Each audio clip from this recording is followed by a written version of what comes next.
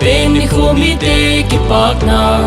mi khu lag lagin na lâu pi bên hi ka lal bên mi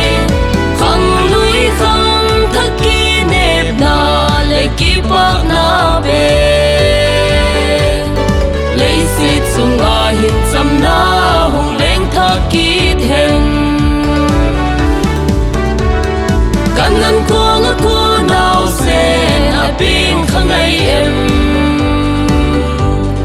male kaleng pa hung pin namun ahi leise da illo pi tam male si ho su telo win mun to pen a tel so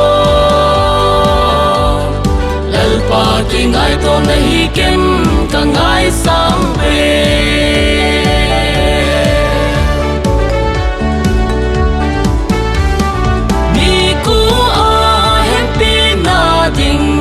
gan buk del ding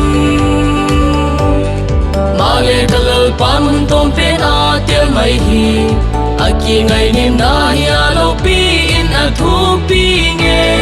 mun lo pi del le le a lo pi mai sen ding to ken ka ngai sang hi kalal pa ki ngai tom na kanan ko cô nào sen a pin khang ai em male kaleng pa hung pin namun ahi leise da illo pi tam male si hot so telo win mun tom pen a tel so lal pa ki ngai tom na hi ken ka ngai sang pe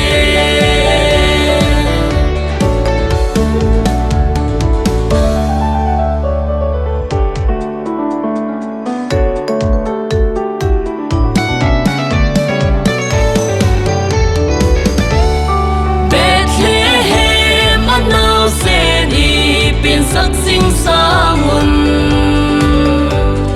inam sumun sam na lal pa pin sak tai ti ku ki zo cha te la ga cham na tha khong tum ta hen I ko sum sung si din now sen pin sak tai ti I in sung si din now sen pin sak si tai ti